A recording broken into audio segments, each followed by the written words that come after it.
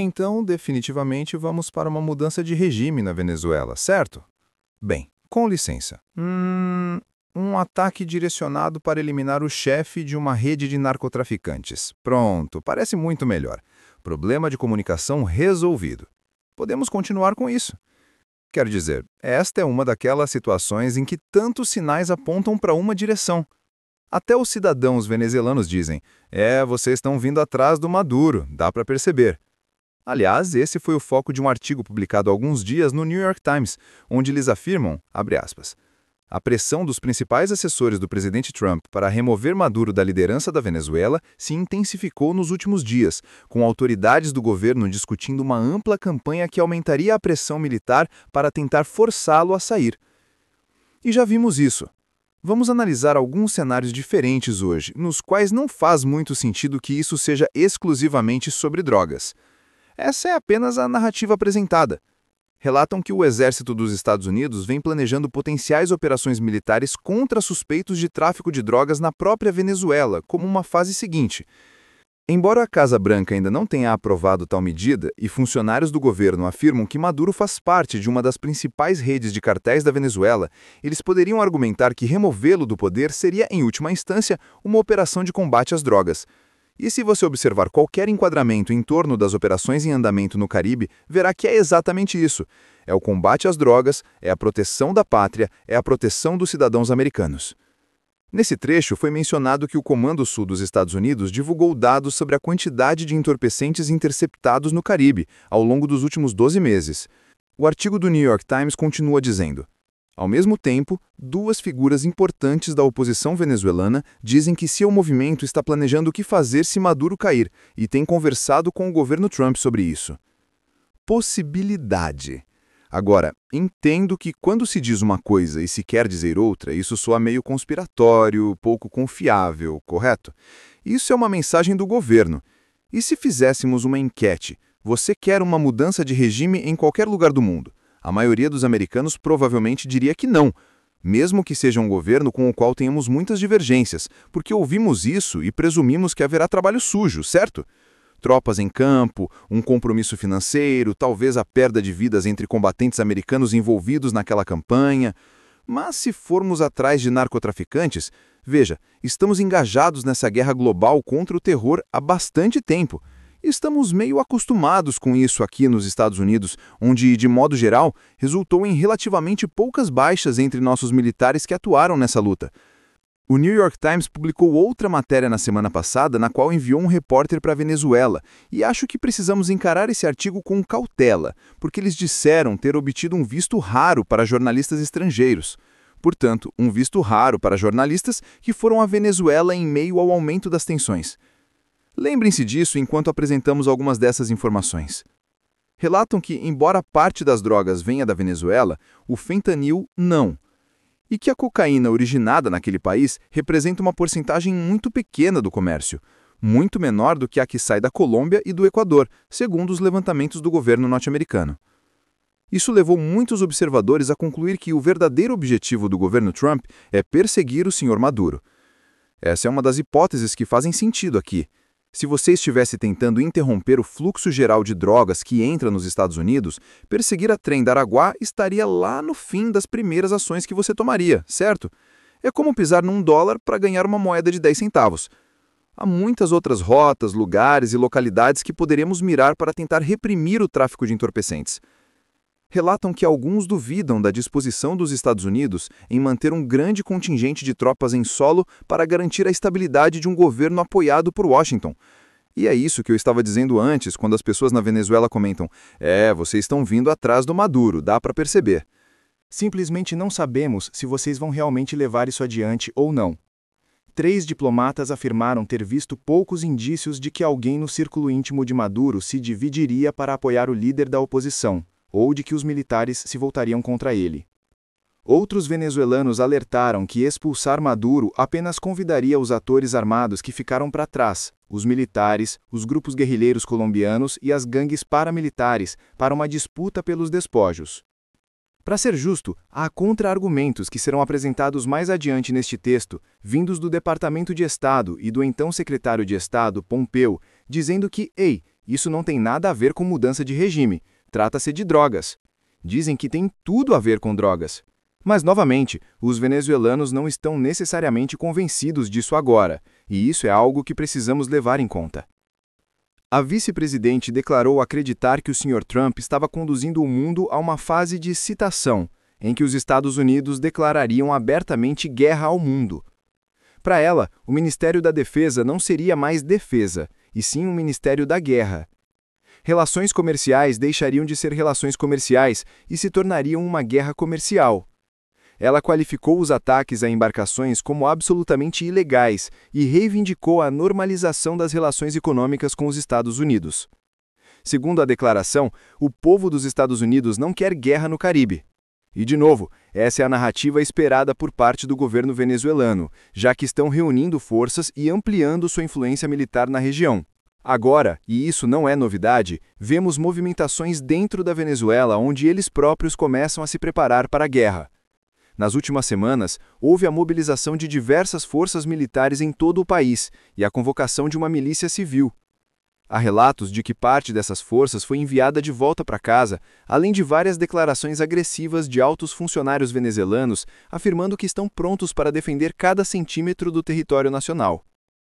Mais uma vez, a forma como os líderes venezuelanos têm apresentado a situação ao povo não enfatiza as drogas, ou mesmo Maduro em si. Enfatiza os Estados Unidos planejando uma invasão ao território soberano. É assim que essa narrativa tem sido recebida por pelo menos uma parcela da população. Há poucos dias, Maduro anunciou a ativação de um estado de comoção externa.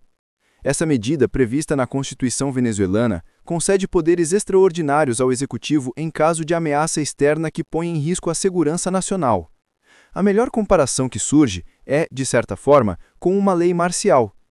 Entre as ações possíveis com essa medida estão a mobilização das Forças Armadas Nacionais Bolivarianas em todo o território, a tomada imediata e sob comando militar de infraestruturas estratégicas, incluindo serviços públicos, a indústria petrolífera e empresas essenciais, para garantir seu pleno funcionamento, a ativação de todos os planos de segurança cidadã, o fechamento de fronteiras terrestres, aéreas e marítimas, e a restrição de garantias constitucionais em áreas sensíveis, ainda não especificadas pelo Executivo.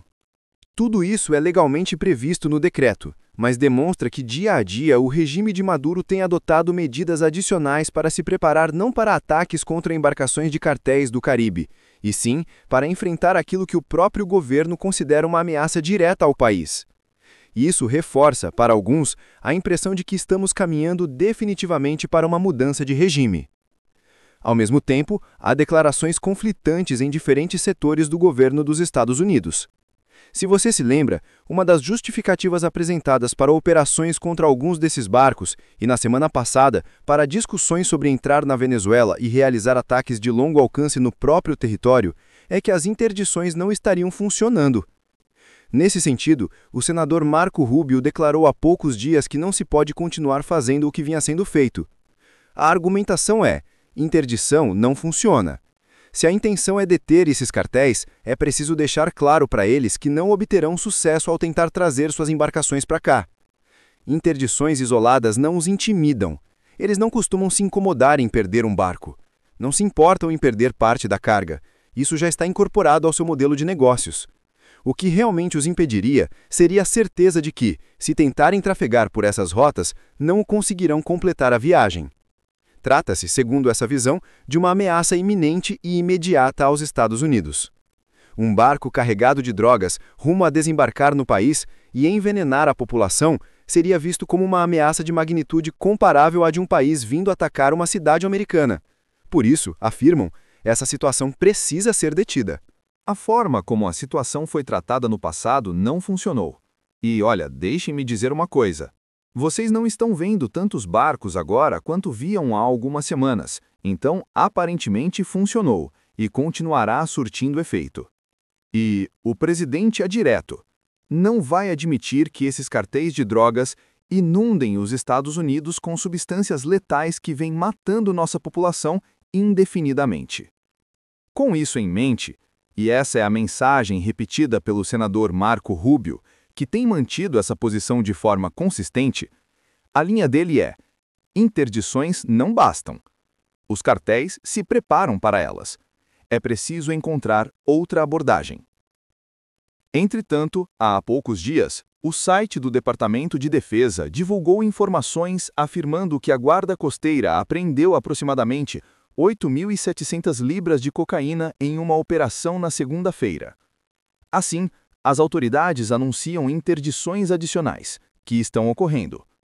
Por um lado, argumenta-se que é necessário realizar ataques cinéticos, porque as interdições isoladas não resolvem. Por outro, divulgam-se os resultados dessas próprias interdições. Relataram que membros das tripulações apreenderam mais de 4.500 quilos de narcóticos ilícitos no âmbito dessa força-tarefa conjunta.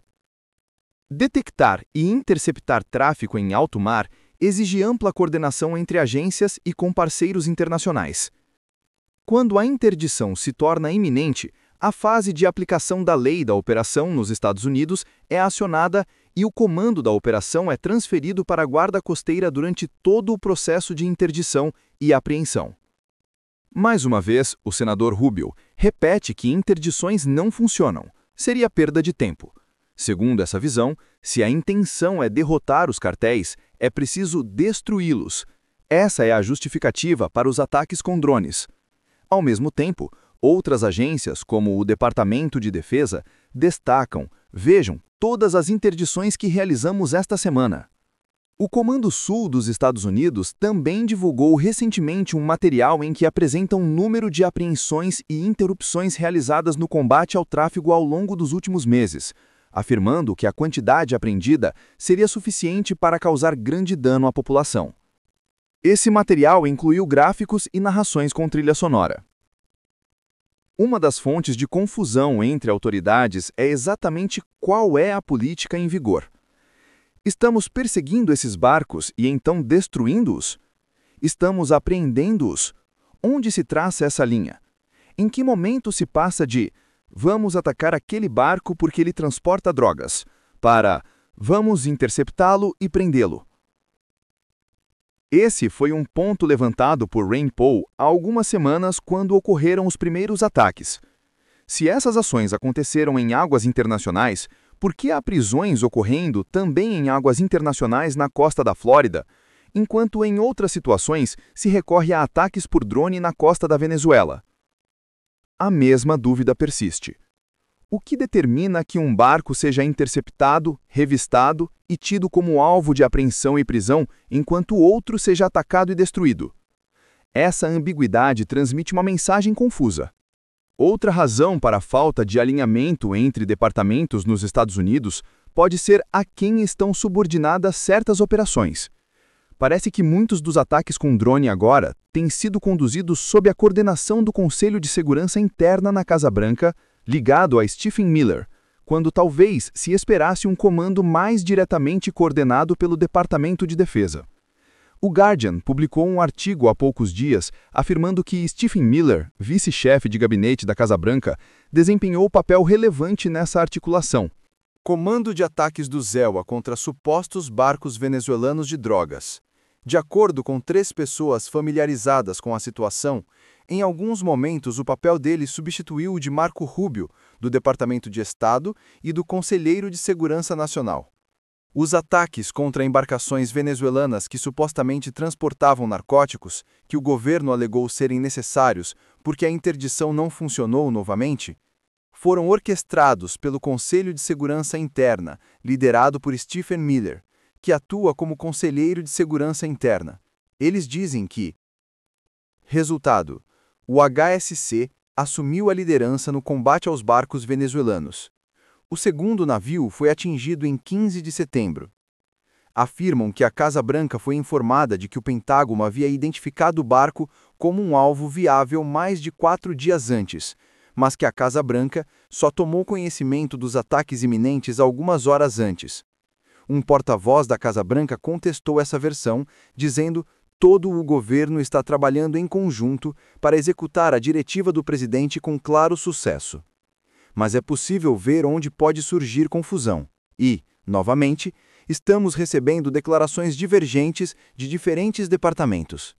Nas últimas semanas, o Departamento de Defesa destacou algumas de suas operações anfíbias no âmbito do SOUTHCOM, provavelmente como uma mensagem a Maduro. Se você revisar os comunicados públicos do SOUTHCOM, verá uma grande quantidade de informações divulgadas.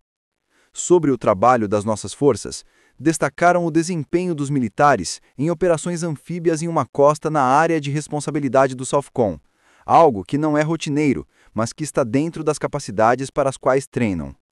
O momento indica que devemos avaliar o que realmente podemos fazer. A resistência interna, não quero apresentar isso como algo totalmente unilateral. Muitas peças estão se alinhando nesse tabuleiro. Pessoalmente, creio que sugerir uma mudança de regime é algo controverso e que existe alguma resistência a essa ideia. Mas temos Tommy Pigott, o porta-voz adjunto do Departamento de Estado, dizendo: os Estados Unidos estão envolvidos em uma operação de combate a cartéis de drogas. Qualquer alegação de que estamos coordenando com alguém algo que não seja um esforço direcionado é completamente falsa. Também temos o ex-secretário de Estado Mike Pompeo, do primeiro governo Trump, afirmando: para ficar claro, não se trata de mudança de regime, se trata exclusivamente de drogas. Aqui vamos nós. Quanto à Venezuela, há quem sustente que o presidente Trump faz disso parte do esforço no hemisfério ocidental para impedir que as drogas cheguem ao país e envenenem crianças, famílias e comunidades. Portanto, segundo essa narrativa, as ações vistas nas últimas semanas não visariam a uma mudança de regime na Venezuela. O objetivo, dizem, é proteger a América dos cartéis e de adversários que tentam nos prejudicar a partir desses locais. Assim, se perguntados se prefeririam alguém diferente de Maduro no poder, muitos provavelmente responderiam que sim. Essa era inclusive a visão de alguns quando eu era secretário de Estado. Por outro lado, afirmam que isso não viria de fora, seria uma oportunidade para o povo venezuelano melhorar suas vidas. Por isso, Pompeo e outros aplaudem as medidas do presidente Trump no hemisfério ocidental, argumentando que, a longo prazo, isso manteria a região mais segura e protegida. Ainda assim, resta ver o desfecho. A aposta, segundo alguns, é que provavelmente continuaremos exercendo influência militar na região, esperando que, sem tropas em solo ou sem ataques militares no ZEUA dentro da Venezuela, as pressões levem à queda de Maduro e a que grupos ou pessoas apreciadas por aliados preencham o vácuo. É uma aposta arriscada. O que permanece incerto é se daremos um passo adiante para realmente facilitar essa queda, como Pompeo disse em determinado depoimento. Muitas pessoas gostariam de ver alguém diferente de Maduro no poder. A grande questão é: vamos realmente agir para isso ou apenas torcer para que a pressão produza um resultado positivo? Veremos. O conflito entre ações dos Estados Unidos e a resposta venezuelana evidencia como questões de segurança, narcotráfico e geopolítica se entrelaçam de maneira complexa. Enquanto governos apresentam narrativas de proteção ao cidadão e combate às drogas, a população local enfrenta incerteza e temor diante de decretos, mobilizações militares e operações externas. Essa situação nos mostra que decisões políticas e militares raramente afetam apenas os líderes ou cartéis. Atingem diretamente a vida de civis, empresas e toda uma estrutura econômica. Além disso, revela o desafio de distinguir entre objetivos estratégicos, interesses econômicos e pressão política, lembrando que cada ato de força pode desencadear consequências inesperadas e duradouras na estabilidade regional. A reflexão é: até que ponto intervenções externas realmente protegem ou transformam um país? E quando se tornam mais um instrumento de influência do que de solução? A história mostra que o combate ao tráfico de drogas não é apenas uma questão de apreensões ou ataques a embarcações, mas envolve coordenação complexa entre diferentes agências, avaliação de riscos políticos e consideração das repercussões humanitárias. Quando se trata de intervenções em outros países, é fundamental entender que medidas militares podem ter efeitos colaterais, inclusive fortalecendo resistências locais ou agravando crises internas. Planejamento estratégico precisa considerar tanto o impacto imediato quanto as consequências a longo prazo, respeitando a soberania e buscando soluções sustentáveis. A lição é que políticas de segurança e combate ao crime organizado devem equilibrar a eficácia operacional com responsabilidade ética e humanitária, para não transformar esforços de proteção em fontes de instabilidade ainda maior. Agora me diz, você acredita que as ações dos Estados Unidos na Venezuela visam realmente o combate às drogas ou uma mudança de regime disfarçada? Se você estivesse no comando, tentaria outra abordagem para conter o tráfico ou seguiria a linha de ataques e interdições? Escreve aqui nos comentários, eu quero muito saber. E não esquece, hein? Deixa também o seu comentário com uma classificação de 1 a 10 para mostrar o quanto você gostou, porque assim eu consigo trazer mais vídeos que sejam interessantes para você. Curta o vídeo e se inscreva no canal para não perder nenhuma atualização sobre este conflito e suas consequências na Venezuela e no hemisfério ocidental.